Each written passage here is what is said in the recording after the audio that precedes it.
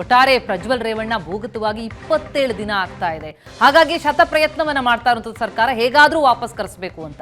ಪ್ರಜ್ವಲ್ ಭಾರತಕ್ಕೆ ಕರೆತರೋದಕ್ಕೆ ಎಸ್ಐಟಿ ಕೂಡ ಅಷ್ಟೇ ಹರಸಾಹಸವನ್ನ ಪಡ್ತಾ ಇದೆ. ಈಗಾಗಲೇ ಪ್ರಜ್ವಲ್ ವಿರುದ್ಧ ವಾರಂಟ್ ಅನ್ನ ಎಸ್ಐಟಿ ಪಡೆದಿದೆ. ಓಪನ್ ಡೇಟೆಡ್ ವಾರಂಟ್ ಅನ್ನ ಎಸ್ಐಟಿ ಪಡೆದಿರೋದು. ಓಪನ್ ಡೇಟೆಡ್ ಅಂತಂದ್ರೆ ಅದಕ್ಕೆ ಕಾಲದ ಮಿತಿ ಇರೋದಿಲ್ಲ. ಪ್ರಜ್ವಲ್ ಯಾವತ್ತೇ ಕಾಣಿಸ್ಕೊಳ್ಳಿ ದೇಶದಲ್ಲಿ ವಶಕ್ಕೆ ಪಡೆಯುವಂತಹ ವಾರಂಟ್.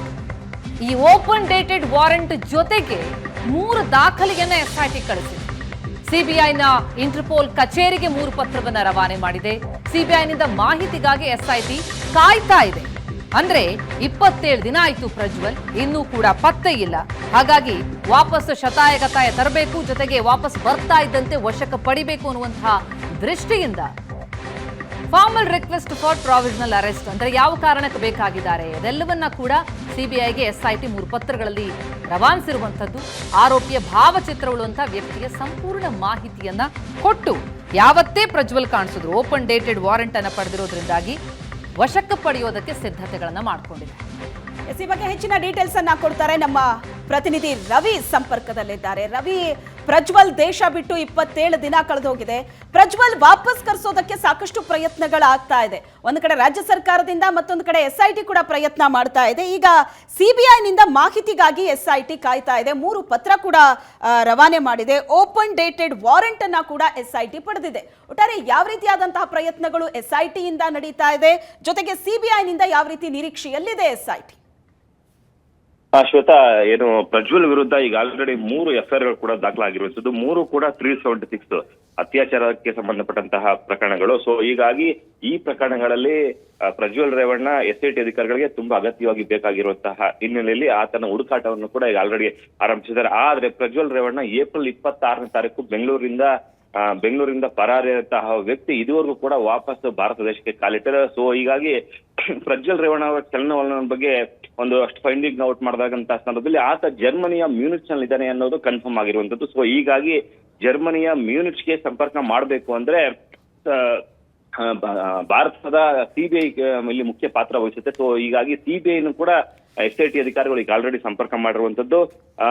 ಒಂದು ವೇಳೆ ಭಾರತಕ್ಕೆ ಪ್ರಜ್ವಲ್ ಯಾವುದೇ ಭಾರತ ದೇಶದ ವಿಮಾನದ ಗಡಿ ಭಾಗಗಳಲ್ಲಿ ಕಾಣಿಸ್ಕೊಂಡ್ರೆ, ಏರ್ಪೋರ್ಟ್ ಗಳಲ್ಲಿ ಕಾಣಿಸ್ಕೊಂಡ್ರೆ ತಕ್ಷಣವೇ ಅರೆಸ್ಟ್ ಮಾಡೋದಕ್ಕೋಸ್ಕರ ಓಪನ್ ಡೇಟೆಡ್ ಅಂದ್ರೆ ಯಾವತ್ತಾದ್ರೂ ಸರಿ 3 ತಿಂಗಳು, 6 ತಿಂಗಳು, 1 ವರ್ಷ ಇಂತಹ ಅವಧಿಯಲ್ಲಿ ಯಾವತ್ತಾದ್ರೂ ಕಾಣಿಸ್ಕೊಂಡ್ರು ಕೂಡ ಅದಕ್ಕೆ ಕಾಲದ ಮಿತಿ ಇರಲ್ಲ. ಅಂತಹ ಒಂದು ಓಪನ್ ಡೇಟೆಡ್ ವಾರೆಂಟ್ ಅನ್ನು ಕೂಡ ಈಗ ಆಲ್ರೆಡಿ ತಗೊಂಡಿದ್ದಾರೆ. ಜೊತೆಗೆ ಸಿಬಿಐಗೆ ಈಗ ಆಲ್ರೆಡಿ ಕೇಂದ್ರ ಸರ್ಕಾರ ಕೂಡ 2 ಬಾರಿ ಪತ್ರ ಕೂಡ ರದ್ದು ಮಾಡಿ ಅನ್ನುವಂತಹ ಹಿನ್ನೆಲೆಯಲ್ಲಿ ಕೂಡ ಪತ್ರವನ್ನ ಬರೆದಿದ್ದಾರೆ. ಆದ್ರೆ ಯಾವುದೇ ಉತ್ತರ ಕೂಡ ವಾಪಸ್ ಕೇಂದ್ರದಿಂದ ರಾಜ್ಯ ಸರ್ಕಾರಕ್ಕೆ ಬಂದಿಲ್ಲ. ಸೊ ಹೀಗಾಗಿ ಎಸ್ಐಟಿ ಅಧಿಕಾರಿಗಳು ಸಾಕಷ್ಟು ಪ್ರಯತ್ನವನ್ನು ಕೂಡ ಮಾಡ್ತಿರುವಂತದ್ದು. ಸೊ ಈ ಹಿನ್ನೆಲೆಯಲ್ಲಿ 3 ಪತ್ರಗಳನ್ನು ಕೂಡ ಅಟ್ಯಾಚ್ ಮಾಡಿ ಸಿಬಿಐನ ಇಂಟರ್ಪೋಲ್ಗೆ ಎಸ್ಐಟಿ ಅಧಿಕಾರಿಗಳು ನಿನ್ನೆ ಕಳಿಸಿರುವಂತದ್ದು. ಮೊದಲನೇದು formal request of provisional arrest ಅಂದ್ರೆ ಯಾವ ಕಾರಣಕ್ಕೋಸ್ಕರ ಈ ಆರೋಪಿ ನಮ್ಗೆ ಬೇಕಾಗಿದ್ದೇನೆ ಅನ್ನುವಂತಹ ಸಂಪೂರ್ಣ ಮಾಹಿತಿ, ಎಫ್ಐಆರ್ ಗಳ ನಂಬರು ಮತ್ತೆ ಎಫ್ಐಆರ್ ಅಲ್ಲಿ ಇರುವಂತಹ ಸಾರಾಂಶ, ಜೊತೆಗೆ ಒಂದಷ್ಟು ಸಾಕ್ಷಿಗಳ ಹೇಳಿಕೆಗಳು, ಇವೆಲ್ಲವನ್ನು ಕೂಡ ಸಂಪೂರ್ಣವಾಗಿ ಆ ದಾಖಲಾತಿಯಲ್ಲಿ ಅಂದ್ರೆ ಅವರ ವಿರುದ್ಧ ಇರುವಂತಹ ಸಾಕ್ಷಿಗಳು, ಸೊ ಇವೆಲ್ಲವನ್ನು ಕೂಡ formal request of provisional arrest ಯಾವ ಕಾರಣಕ್ಕೋಸ್ಕರ ಬೇಕು ಅನ್ನುವಂತಹ ನಿಟ್ಟಿನಲ್ಲಿ ಕೂಡ ಒಂದು ಪತ್ರವನ್ನು ಬರೆದಿದ್ದಾರೆ. ಜೊತೆಗೆ ಸೆಲ್ಫ್ ಕಂಟೈನ್ಡ್ ನೋಟ್ ಅಂದ್ರೆ ಆರೋಪಿಯ ಸ್ವಇಚ್ಛೆಗಳನ್ನ ಅಂದ್ರೆ ಆತನ ಮುಖಚರ್ಯೆ, ಹೈಟ್, ವೆಯ್ಟ್ ಮತ್ತೆ ಹೆಸರು, ವಯಸ್ಸು, ಇಂತಹ ಒಂದು ಸೆಲ್ಫ್ ಕಂಟೈನ್ಡ್ ನೋಟ್ ಅನ್ನು ಕೂಡ ಕಳ್ಸ್ಕೊಂಡು ಬರೆದಿದ್ದಾರೆ. ಜೊತೆಗೆ ಡಿಸ್ಕ್ರಿಪ್ಟಿವ್ ಫ್ಯೂಗಿಟಿವ್ ಕ್ರಿಮಿನಲ್ ಅಂದ್ರೆ ಈ ಅಪರಾಧಿ ಯಾವ ಸೆಕ್ಷನ್ ಗಳ ಅಡಿ ನಮ್ಗೆ ಬೇಕಾಗಿದ್ದಾನೆ ಅಂದ್ರೆ ಈಗ ಆಲ್ರೆಡಿ ಎಫ್ಐಆರ್ ಆಗಿ ಅಬ್ಸ್ಕಾಂಡ್ ಆಗಿದ್ದಾನೆ. ಸೊ ಹೀಗಾಗಿ ನಮ್ಗೆ ಬೇಕು, ಈ ಆರೋಪಿಯ ಬಂಧನ ಸಾಕಷ್ಟು ಅಗತ್ಯತೆ ಇದೆ ಅನ್ನುವಂತಹ ಮತ್ತೊಂದು ಪತ್ರ, ಈ ರೀತಿಯಂತಹ 3 ಪತ್ರಗಳನ್ನು ಕೂಡ ಬರೆದಿದ್ದಾರೆ. 3 ಪತ್ರಗಳನ್ನ ಸಿಬಿಐನ ಇಂಟರ್ಪೋಲ್ ಕಚೇರಿಗೆ ಈಗ ಆಲ್ರೆಡಿ ಎಸ್ಐಟಿ ಅಧಿಕಾರಿಗಳು ರವಾನಿಸಿದ್ದಾರೆ. ಅವ್ರ ಜೊತೆ ನಿರಂತರವಾಗಿ ಸಂಪರ್ಕದಲ್ಲಿದ್ದಾರೆ.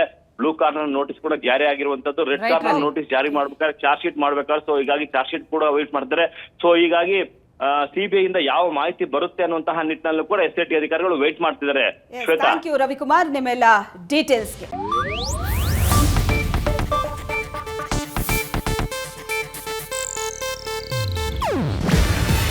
ಇದು ಏಷ್ಯಾನೆಟ್ ನ್ಯೂಸ್ ನೆಟ್ವರ್ಕ್ ಪ್ರಸ್ತುತಿ.